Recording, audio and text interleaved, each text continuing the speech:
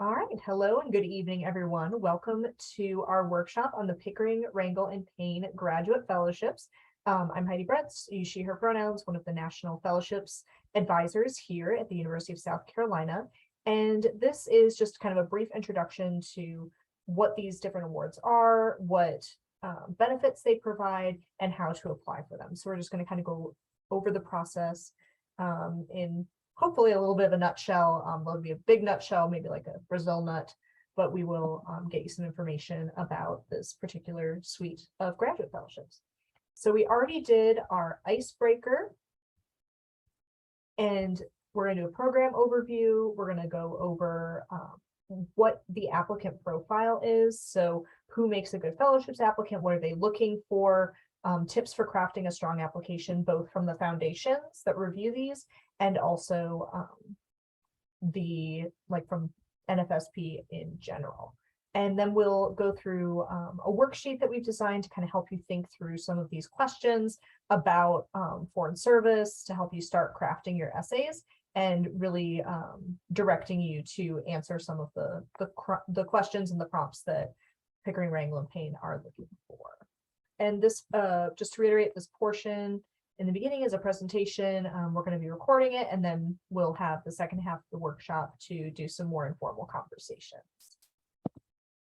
All right, so icebreakers. Let's talk about the program details. So what is the difference? So why have we lumped Pickering, Rangel, and Payne all together when they are three distinct fellowships? Well, all of these fellowships provide funding for grad school and a path into the foreign service. What exactly that looks like is going to depend on which fellowships you want to apply for. Pickering and Rangel are almost identical. They are both with the U.S. Department of State Foreign Service, and they provide the same amount of funding for graduate school. There are 45 folks that they pick each for those fellowships. The only real difference is where the internship, the domestic internship, takes place. So if you are applying for the Pickering Rangel, these are some of the benefits that you'll get. So you will get an orientation to your award and the foreign service. You'll get $42,000 per year for a 2-year graduate program. That is a domestic graduate program, but it will basically pay for just about anywhere, any type of degree that you would need to start your career in the foreign service. And so this award is particularly attractive to graduating seniors. Alumni can apply, even if you already have a graduate degree. If you need a second graduate degree and want to go into the foreign service, this can also be the award for you. But it is $40,000 per year for a 2-year graduate program. It also includes 2 summer internships, and this is where Pickering and Rangel differ. So they have 1 domestic and 1 international internship. The first summer of graduate school, and the second summer of your second year of graduate school. So Pickering, you are going to do your internship with the U.S. Department of State. So this is more about like the running of embassies and diplomacy and like those kind of day-to-day operations, whereas Rangel has a congressional internship. So a little bit more that policymaking, representative sort of angle. But either of them, the overseas internship is going to be the same.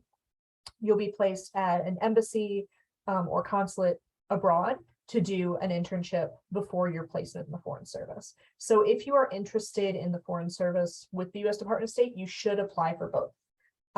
All you'll need to do is basically change Pickering to Rangel or Rangel to Pickering, and they literally have said submit the same materials. So definitely make sure to apply for both if you're considering this route. This also provides mentoring with a foreign service officer, so you'll get some information from them, some mentorship, which is, of course, always a great part of these kinds of awards.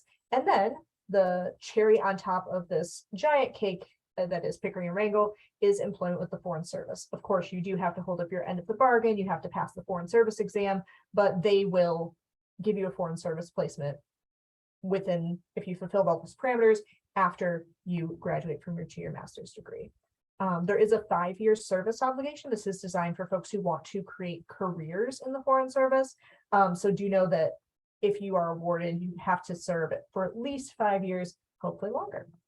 So in a little bit of contrast to that, although there is 45 scholars selected per program, so 90 total between Pickering and Rangel. So a little bit in contrast to that, but with a lot of overlap, is the Payne Fellowship. Deployment time the same 5 years with Pickering and Rangel? Yes. Yeah, so you can only win one. You should apply for both, but you can only win one. So that would be a 5-year service obligation, kind of if you win Pickering, Rangel, or Payne. So Payne is a little bit different in that the foreign service that you'd be doing is through USAID. So it's a little bit more development focused, a little bit more boots on the ground sort of work. But otherwise, the application process is extremely similar. So if you are open to USAID, or if it's kind of on your radar within your interest in the foreign service writ large, go ahead and apply for all three. Because again, they will get you that pipeline into the foreign service. So again, orientation to your award. Payne actually has a slightly higher allotment for graduate school. So it's $52,000 per year for a 2-year graduate program. It also includes 2 summer internships. One is domestic, one is overseas, both with USAID. So you'd be placed with a USAID office overseas. You do get a mentor, and again, employment with the foreign service, 5-year service obligation. And this one has 15 scholars that they select. So those are kind of the, all right. So those are the general kind of outlines of the 2 different awards. So what are the requirements? What are they looking for? What are they asking from you? So eligibility is you do have to be a US citizen, and that is because in the foreign service, you have to be a US citizen to serve. So eligibility is US citizenship by the application deadline, a 3.2 cumulative GPA. So that's across all of your academic endeavors is a cumulative GPA of a 3.2. This is a hard 3.2 because they need that to, that's a requirement they have that cannot be moved, but 3.2 and above GPA, that you're planning to enroll in a 2-year-long graduate program for the cycle beginning in fall of 2023. So whenever you do decide to apply for these, you want to do it the summer or well, ideally you would start in summer, the fall before you would enter into your graduate program. The application, again, looks very similar for all 3 of these fellowships. They're actually all administered by Howard University. They kind of hold the application process. They do the administration. That's where you'll do your interview if you're selected as a finalist. However, you do not have to go to Howard as your only graduate school choice. It's basically any graduate school domestically that you can choose from. But all of it is very similar, run through Howard. So all of these applications will require background information. So awards and schooling and volunteer activities, all that kind of general fellowship stuff. Academic record transcripts, and that is a transcript from everywhere you have studied. So if you've studied abroad, if you started in a community college, if you got, if you took a summer class somewhere else, you're going to want to start to get those transcripts in. They will need digital copies of most of them, but for your U of SC transcript or whatever your kind of most recent is, they will want you, if you're invited to be a finalist and to interview, to bring like a sealed copy of that with you. If you have questions about that, because I know there is a cost involved, feel free to contact our office. We can talk about that. Personal statement essay, which is the bulk of your application. However, the bulk is only 600 words. So we will help you. If you meet with our fellowships advisors, we can help you kind of craft that personal statement in a way that you make the most impact in those 600 words. And then there's also a 400-word financial need essay. The kind of underlying goal of the Pickering, Rangel, and Payne is to diversify the foreign service and make the foreign service look more like the United States. So they are looking for kind of diversity in every aspect. So they're looking for ethnic diversity, racial diversity, linguistic diversity, like diversity of regions that you come from. So like the South is traditionally pretty underrepresented in these types of fields. So that's an element that they're looking for. But one of the things they do evaluate you on is financial need. They're looking to support people who would not otherwise be able to afford grad school. So we can talk about kind of how to frame that ask in that financial need essay so that it makes sense within the context of what they're asking for. They will need 2 letters of recommendation, one from a faculty and one from someone who knows you in kind of a non-academic leadership capacity. So if you've done research for someone, or you volunteer with an organization, or you've done an internship, those would be good sources of recommendations. And you do want to ask for recommendations fairly early. Best practice is usually giving 3 to 4 weeks to your recommenders. So we're kind of coming into that time where you want to start asking if you have not already, at least for the Rangel, which has the earliest deadline, 22nd. They all have slightly different deadlines too. But those 2 letters of recommendation, you will need a FAFSA student aid report, and that's from your like senior year. So whatever your senior year of college is, you're gonna need a FAFSA report from there. And there's information on the website about how to get that, and then proof of citizenship. So thinking through timelines, the applications are open.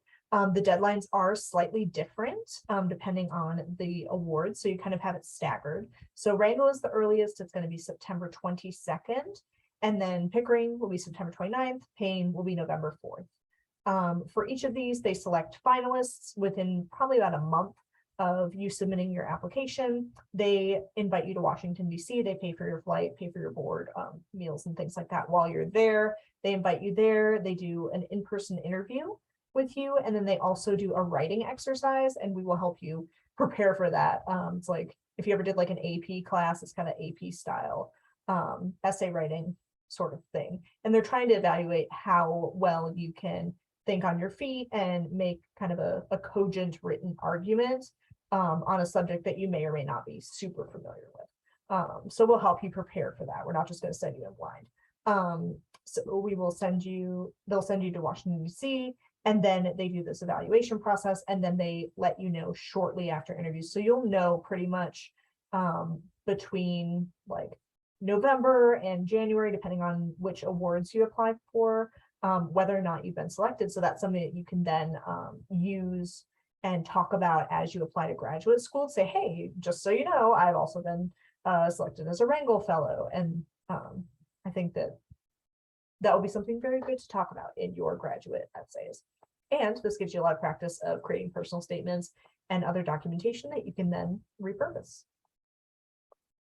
So other considerations. So again, just reiterating, there is a mandatory minimum of 5 years of service. So they are looking for people who want to build their careers in the Foreign Service. You must pass a security and medical clearance, which does involve drug testing. Some substances are still illegal at the federal level, although they may be legal or decriminalized at the state level. So just keep that in mind. I'm not sure what kind of testing they do, but it is good to know of that in advance. And failure to pass those kinds of clearances, health clearances, drug screenings, or not passing the Foreign Service exam would likely result in termination of your award. So just be mindful of that, be aware of it, not to scare you, just to let you know. Fellows will take the Foreign Service exam at the later time, so that'll be like the end of your graduate degree. So you'll have that mentorship and they'll help prepare you for the Foreign Service exam. The application process is designed to determine your suitability for the Foreign Service. So again, that includes that interview, how well you conduct yourself in a one-on-one oral capacity, and then a writing exercise, again, to see how you make arguments given limited time and maybe limited knowledge. So when we're talking about Foreign Service, we're talking about kind of 2 big umbrellas. So the first umbrella is USAID. So this is going to be one where you'll have a lot more types of Foreign Service officers. You can see there's population, you can do nutrition, health, education, private enterprise, financial officers. So there are a lot of different types of USAID Foreign Service officers. So definitely do some research on that if that's something you're considering, because there are a lot of different types. And of course, you'll want to talk about which type you would like to be. And that is juxtaposed against the U.S. Department of State, which basically has like 5 main types of Foreign Service officer, a lot of different things within that you can be and do and experience, but mostly it's just within those few types. So economics, so if you're in business, policy, they have management, political officer, public diplomacy officer. Also, I don't remember if anyone mentioned it, but if you are interested in like computer science, data science, cybersecurity, there is an additional award that's kind of like this one in that it gets you into the Foreign Service, and that's the Foreign Service IT Award. So feel free to ask me questions about that if you would like to be an IT professional in the Foreign Service. But these are the types of positions that you would be doing in the Foreign Service. So who are they looking for? They are looking for someone who has a strong academic background, particularly in the areas that you're hoping to study. So like international relations, political science, you want to show that you have strong academic capacity, especially in those fields. But again, 3.2 cumulative GPA. So if you had a little difficulty with math, like I did my freshman year, like that's not going to knock you out of this process. They are looking for leadership potential. You will be representing the United States abroad. So really being able to speak to that leadership capacity, using examples from where you served in the past and ideas for how you would serve in the future. Having that commitment to public service, and particularly to the Foreign Service, is extremely important. So really being able to articulate why you have been drawn to this field and how you hope to serve and what skill sets you bring. Of course, have an interest in international affairs and public policy, helpful in the Foreign Service, wants a career in the U.S. Foreign Service and State Department. They are looking for folks who come from backgrounds that are historically underrepresented or historically marginalized populations in international affairs. So again, they're looking for diversity kind of writ large, but they are looking and evaluating applications with an eye towards historically underrepresented populations. And again, has demonstrated financial need. And we have had a number of Pickering scholars, particularly over the years.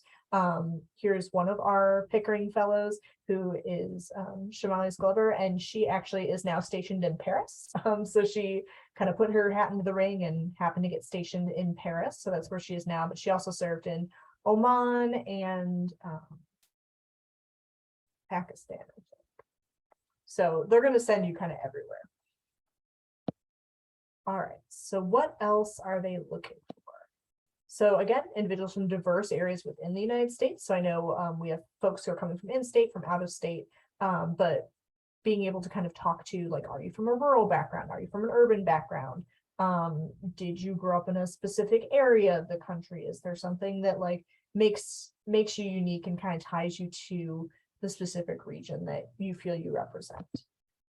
Individuals interested in management, economics, and consular affairs. So business students don't always like kind of think of these kinds of opportunities, but they are really looking for folks who have those kind of business mindsets or really analytical mindsets, who've done research, who've done policy, or who want to do those things. So they are looking for that kind of a mindset.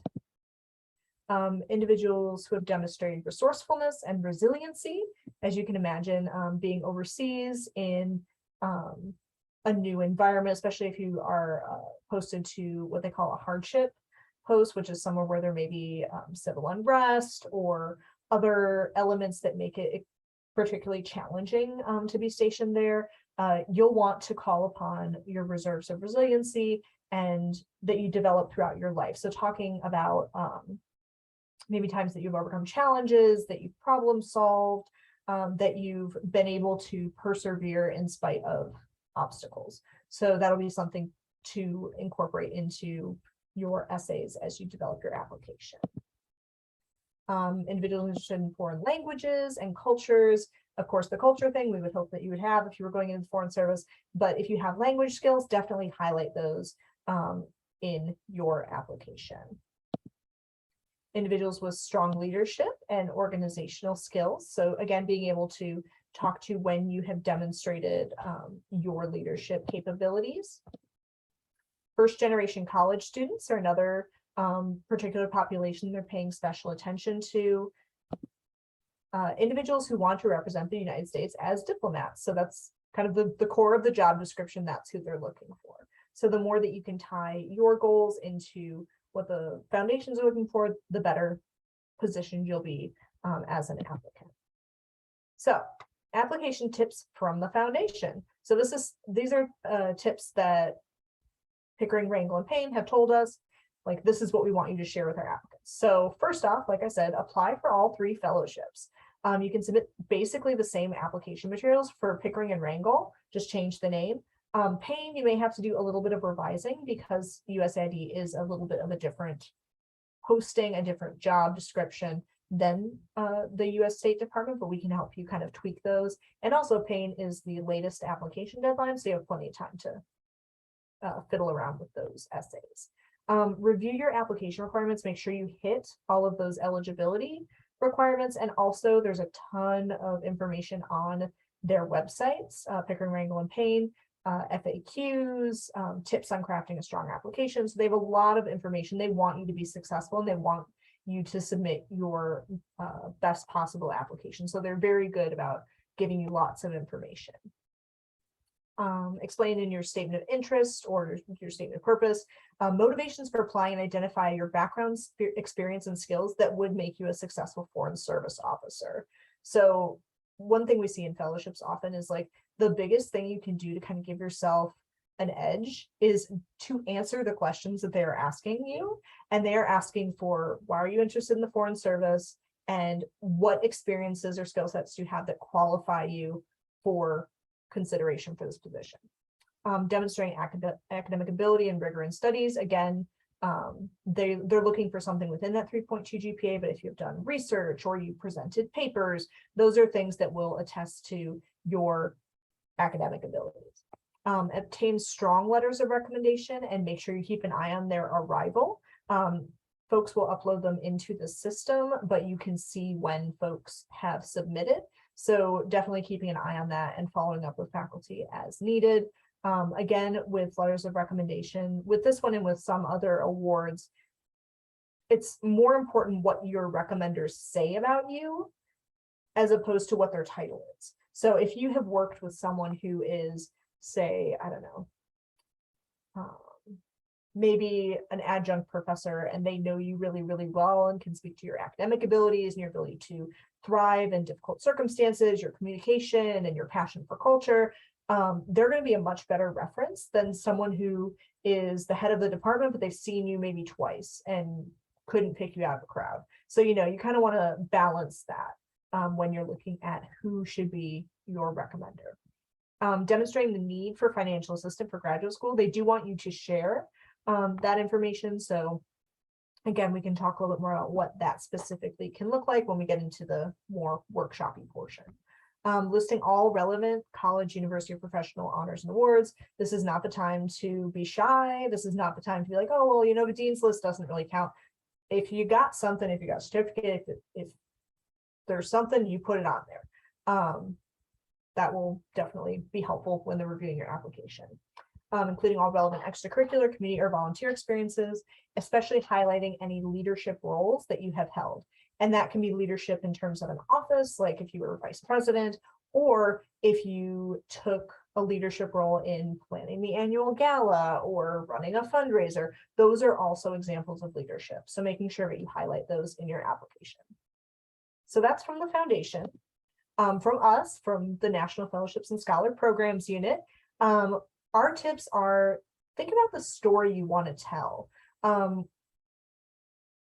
When you're thinking about your life, kind of think about what's your origin story for this particular award. Like if you're thinking about like, okay, so you want to be Spider-Man. How did Spider-Man get to be Spider-Man? Well, he grew up, he got bit by a spider, like he went through some challenging personal experiences with loss of loved ones. And then he came on the other side and started learning how to be a hero and did all these things. So kind of thinking about what is the narrative that you want to craft? What is the story about your own life that you want to tell? So being able to kind of pick through your experiences, figuring out what's going to be most effective at telling that story within this 600-word essay that you're writing.